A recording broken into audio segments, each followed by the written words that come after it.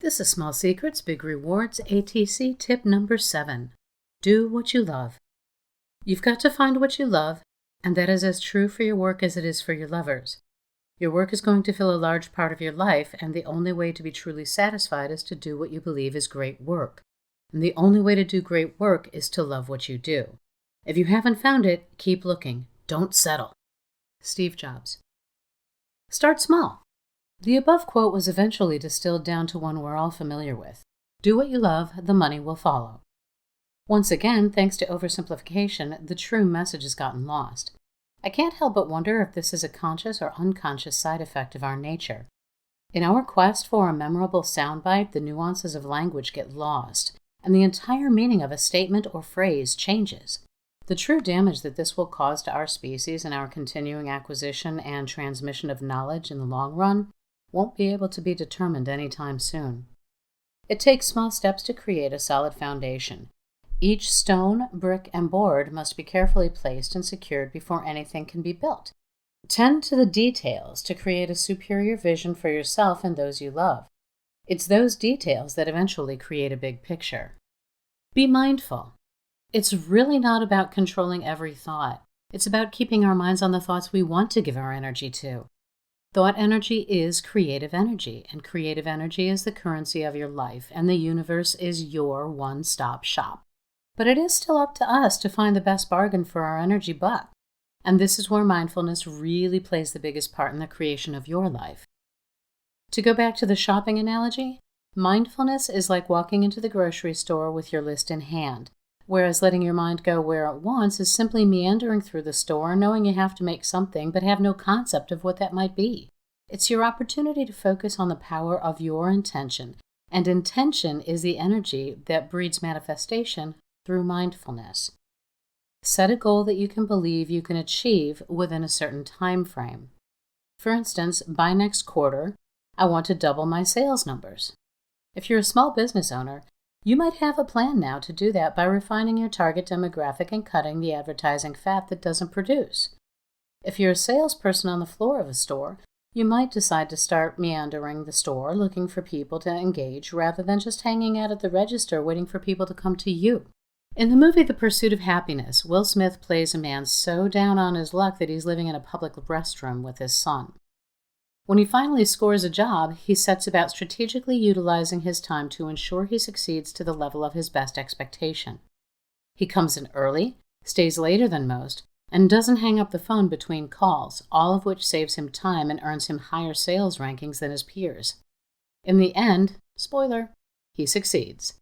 He succeeds because he focuses on what he wants and doesn't allow himself to get distracted from what will lead him to success. He focuses his energy. Focusing your energy on your success and exercising mindfulness about what you really want. Is it really financial security you want, or is it a gold toilet seat?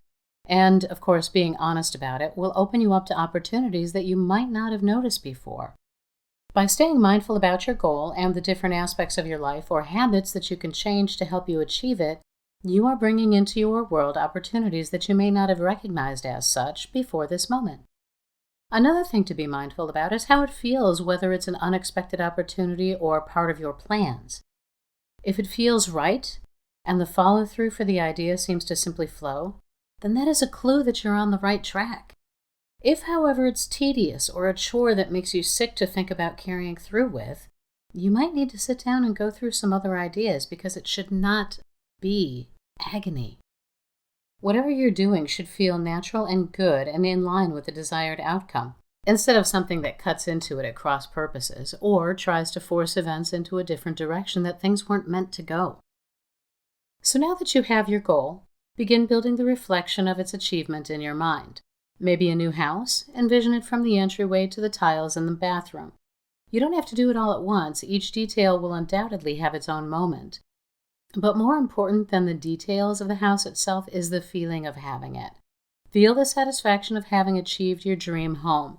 Feel the love you'll be able to nurture and the memories for you, your spouse, your kids. See if you can feel the joy of your own grandchildren, filling it up with love and laughter. You've got the goal, increased revenue. You've got the vision, the dream house. You've got the emotions, joy, love, bliss. And all along, you've reminded yourself of all the things in your life that you've already achieved and attained and that you're honestly grateful for. So now you've got the state of being called gratitude. Now, like tending a garden or keeping your yard, it's time to be mindful about how your thoughts and consequently your actions affect your ability to manifest this desire. One of the most difficult things to do is to act like you have something you're working for. So, contrary to what lots of manifestation books will tell you, don't.